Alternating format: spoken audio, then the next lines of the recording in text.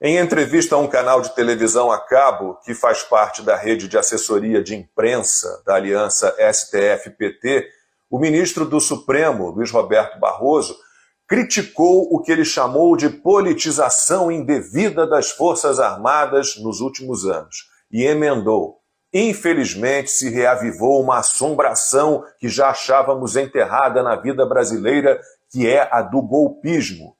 Barroso tem essa mania de falar sem parar, e ele e sua turma deixam claro que não sabem o que é espelho, que são adeptos do denuncismo desvairado e da falta de autocrítica.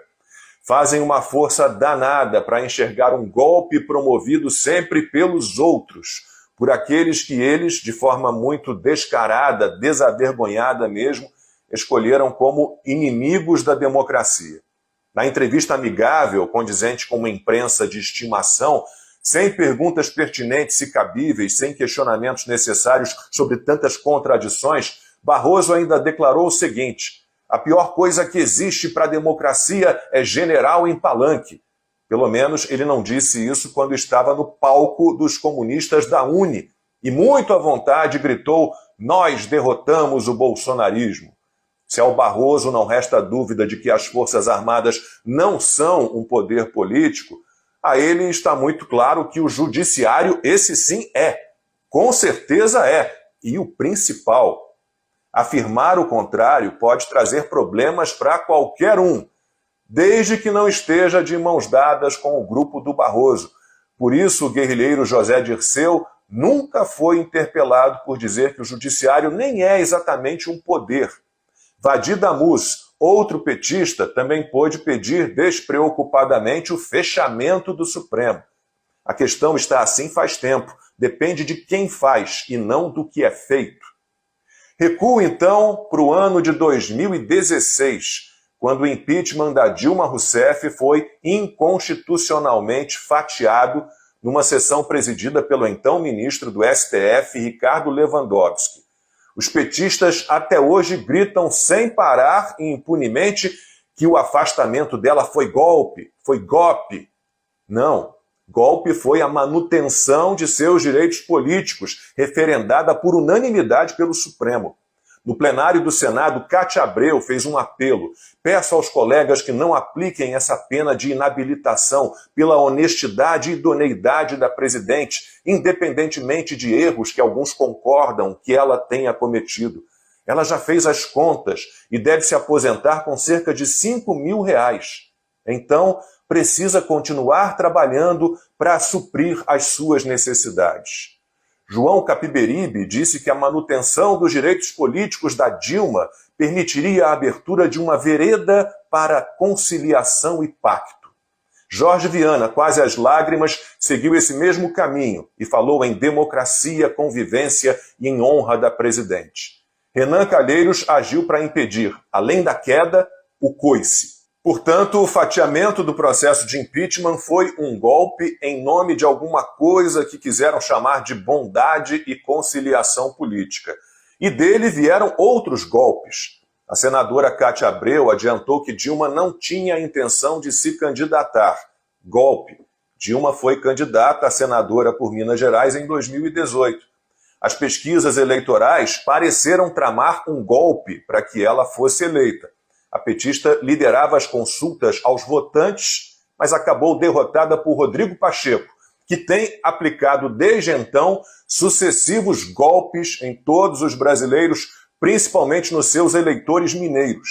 Ex-eleitores, me arrisco a dizer, já que, para o que o presidente do Senado tem feito, há contragolpe previsto. Com a eleição de Jair Bolsonaro em 2018, o STF começou a abrir uma série de inquéritos intermináveis. O único arquivado desde então, na verdade, só mudou de nome. Deixou de ser Inquérito dos Atos Antidemocráticos e passou a ser das Milícias Digitais, que já foi prorrogado 9 vezes. No mês que vem, o primeiro de todos, o Inquérito do Fim do Mundo, assim batizado pelo ex-ministro do Supremo, Marco Aurélio Mello, vai completar 5 anos. Juristas sérios deste país apontam ilegalidades, abusos e arbítrios em todos eles. E o que foi descoberto até agora? Que só quem critica os ministros do STF e não está com Lula e o PT mente, desinforma, faz discurso de ódio e, não gostando da democracia, pensa em golpe 24 horas por dia. Em apenas 2 anos de governo Bolsonaro, o STF já tinha tomado 123 medidas que interferiram no Poder Executivo. Mesmo prerrogativas constitucionais do presidente, como a indicação do diretor-geral da Polícia Federal e a concessão de indulto a condenado pela Justiça, foram barradas. O Supremo, que durante o período de Covid tirou de Bolsonaro a decisão sobre a adoção ou não do lockdown, dando todo o poder a prefeitos e governadores, agora retira dos executivos municipais e estaduais a decisão de exigir ou não a vacina da Covid em crianças. Impossível não falar das artimanhas para anular as condenações do Lula e do uso de mensagens hackeadas, nunca periciadas, para acusar Sérgio Moro de parcial, como se Lula tivesse sido colocado na prisão por uma decisão exclusiva do atual senador, que agora pode perder seu mandato. Dá para chamar isso de golpe? Moro foi o responsável por isso sozinho? E os 3 juízes do TRF4 que condenaram Lula por unanimidade? E os 4 juízes do STJ que condenaram Lula por unanimidade? E os ministros do STF que negaram habeas corpus para o petista quando ele estava na prisão? Lula foi solto e liberado para concorrer à presidência da República. De novo, dá para chamar isso de golpe? E toda a campanha eleitoral, como ela deve ser tratada? Houve equilíbrio? Só um lado parecia não ter escrúpulos. Foi só coincidência o TSE ter tomado decisões quase sempre favoráveis ao PT e quase sempre desfavoráveis ao candidato do PL? Bolsonaro não podia chamar Lula de ladrão, corrupto, mostrar imagens dele, do José Genuíno, José Dirceu e Antônio Palocci sendo presos.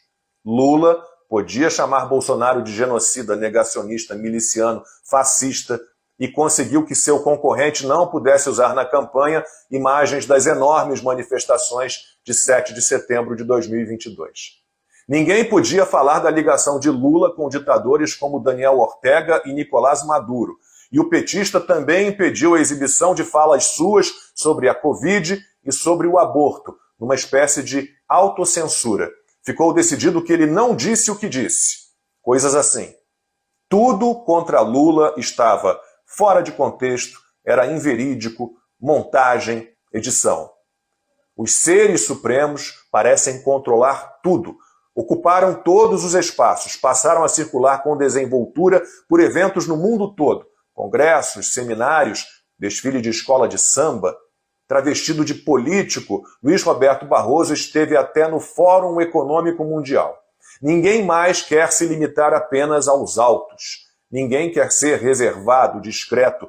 Ninguém quer restringir seu convívio com empresários e políticos, mesmo que essas relações possam, eventualmente, provocar questionamentos sobre decisões jurídicas tomadas. Os ministros do STF viraram figurinha fácil em programas e noticiários dos canais de televisão companheiros. Falam sobre qualquer assunto e sem parar, já que o roteiro nada jornalístico sempre os favorece. E quem ainda tem senso crítico, bom senso, e assistiu à entrevista de Barroso na semana passada, entendeu muito bem o risco que corremos.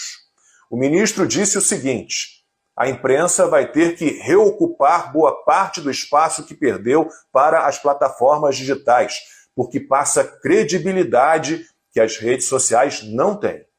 Isso agora é democracia, com censura às mídias digitais e a devolução do monopólio da informação, da propriedade da verdade aos veículos tradicionais, que nunca mentiram, erraram, se equivocaram, barraram o debate, militaram politicamente. Temos muito a agradecer aos salvadores da pátria, aqueles que restabeleceram a democracia. Os que discordam deles, esses sim, são todos golpistas.